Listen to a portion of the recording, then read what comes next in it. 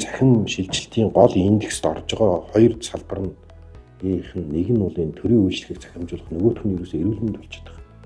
Яг тэгэхээр эрүүл мэндийн захим шилжилт нь хүн болгоно мэдрэгдэх юм.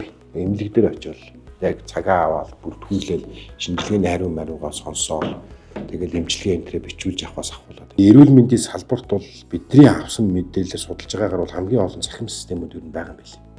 Танай салбар. Тэгээд энэ системүүдийн хоорондын интеграцийн асуудал мэдээж одоо өөрөө чи хамгийн чухлаар бас тавигдж байгаа.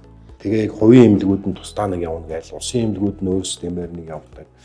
Бас нэг тийм асуудлууд байгаа хаа гэж бодож байна. Тэгээ энэ тухай өнөөдөр төлөө сайхан ярилцъя гэдэг байдлаар ингээд хамтарсан уулзалт хийж байгаа. Манай салбарт бол энэ захим дээр одоо хэдийгээр захимжаад байгаа боловч яг ингээд ард ирэг дээр захим нь өөрөөгөө нөлөөгөө өгөөд бас ингээд эмнэлгийн тусламж үйлчилгээ сайжраад ард иргэдийн сэтгэл ханамж сайжраад байна нөхөр бас яг тийм өндөр хэмжээнд тэр өөрчлөлт нь орохгүй байгаа юм.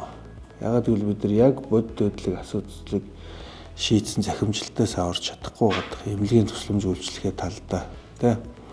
Тэр энийг шийдэх гэж та хэд байна өнгөрсөн хугацаанд үзсэн зүйлүүд байна. Манай ах шиг ийм улс тархаа бутархаа тэ олон одоо сун аймагт тугагч гэсэн эмнэлгийн тусламж үйлчилгээ авахд зайтай байгаа ийм газар бол одоо захимыг маш сайн хөгжүүлэх бол манай одоо хамгийн том давуу тал болно.